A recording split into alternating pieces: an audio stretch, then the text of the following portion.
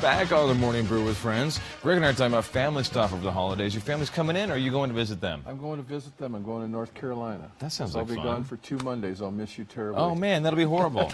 Well, we'll have to wait until next year to find out if your predictions are right. Well, we're going to know talk to you about it here in a couple of days. Right, because this week is when the Federal Reserve actually gets together and decides on interest rates. Right. And everybody I'm reading right now says they're actually going to raise interest rates. Right. And this will make, beyond just kind of numbers to talk about. This makes everything from credit card bills to mortgage rates a lot more expensive. And it changes a lot of stuff on Wall Street, too. Well, not a lot more expensive. You're thinking about 1.5%. I'm looking at 1/4 of 1%. You're looking at 1/4? That's our dialogue today. Okay. I think we all agree that it's going to go up. Mm-hmm.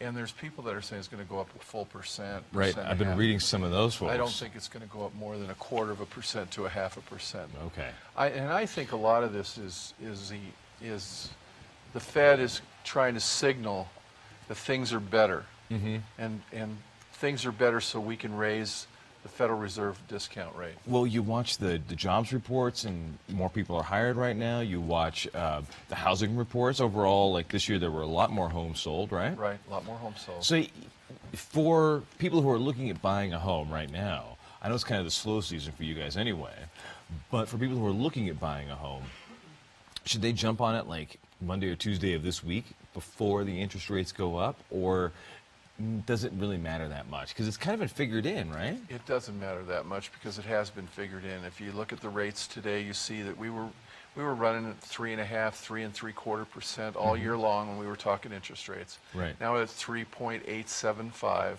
They've creeped up just under 4% on the note rate.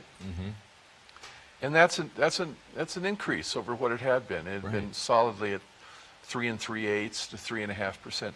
So it's already gone up. The mortgage interest rate has already been factored in. Okay, where you might see a little knee-jerk reaction is over in consumer credit. Credit cards, things like auto loans, things like that, short-term loans. But in your long-term fixed-rate mortgages, the interest rate increase is probably pretty much figured in. And it's really kind of about time. I mean, it's been 10 years, if not more, that we've had these really low rates, right? Well, it's about time if the economy is working for us, if the economy is actually improving. You noted the increase in jobs, but there's seasonal increases in jobs around the holidays. And the scarier thing is, too, the salaries haven't gone up. Salaries are staying pretty much static. Pretty much static. And there's still fewer jobs, though unemployment is going down or jobs are going up. It's the kind of jobs. It's not the kind of jobs that we used to get. It's not the manufacturing jobs. And I it's think the a lot of retail these jobs. are seasonal. I think a lot of these new jobs are seasonal. So the government wants to say to everybody, we're doing better. Okay. So we're going to raise interest rates, and this is a sign to you that the economy is doing better. We're stronger. And it well could be, but it could have a negative reaction as well. It could slow things down because the economy, if nothing else, is fragile right now. Right. So who makes money on an interest rate increase? Is it just credit card companies? Is it just auto loan guys? Yeah, all the lenders. Well, what happens? It's the investors. It's the investors who buy the mortgage paper. Right. Remember, when a mortgage is made in Albuquerque, it's put together with several other mortgages and it's sold into the secondary market. Right. Okay, the people that invest in those secondary market financial instruments benefit by increased interest rates. Okay. So it's the big boys again who benefit on 1% the shoulders is getting of the more low guys. money. Exactly. Exactly. I see. Well, how was business for you? I know I want to talk about some year-end wrap-up stuff, since we're not going to see you until January. Right. The good year, bad year. I mean, what did we look at this Better year? year. Better year. Better year compared than last to year. Better year than last year. And last year was better than 2013? Yes. Okay. So we're creeping up there, and the Board of Realtors will tell you they sold more houses this year than they sold last year. There were more homes listed for sale this year than were last year. But what they won't tell you is a whole lot of those people that sold their houses left the state of New Mexico. Yes, this was a sad year because it was an out-migration year. Out-migration year, and which becomes this weird. I was talking to some other commercial real estate guys who say it becomes a net loss for everybody when you have that, because they used to count on people coming in. Correct. And then you can fill up your apartment buildings, you can fill up your retail spaces as more people come in. Well, and apartment buildings are full right now. Right. But they're full because No one's buying people are houses. deciding not to buy houses, or people are being disenfranchised from their houses, Right. okay? You know, we used to count in this marketplace the inclusion of Rio Rancho. Right. And Rio Rancho is part of this marketplace for figuring statistics like growth and population, etc. Rio Rancho was one of the fastest growing cities in the United States for several years. So that made us look like Made we us were... look, if you'd have split off Albuquerque from Rio Rancho, Albuquerque in itself would have been a net out migration state for several years. Not every year, but several years.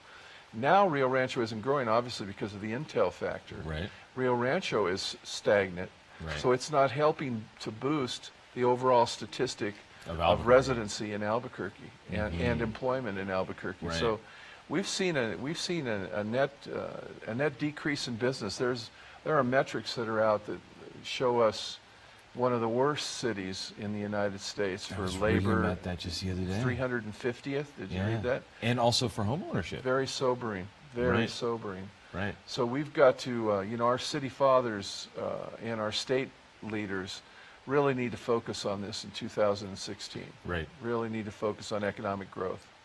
Oh, without any jobs, bring any people, without any, It's one of the reasons I love having those cancer center guys on that were on a little Yeah. bit ago, because they're doing some great research and doing some Right. great things and putting New Mexico on the cutting Well, edge. well, and but there's not much of that. years ago, it was the medical profession that got people interested in New Mexico in the first place. Well, we were a hub for tuberculosis research. Correct. We A were lot a of hub people for a were lot coming of here things. for health reasons. Mhm. We had the Loveless Hospital here that was doing phenomenal things in its day. Right. They were the respiratory research. Right. Yeah, absolutely. So we need to get back on that track. Right. We need to get back into the situation where we've got employment opportunities other than straight federal government jobs. Right.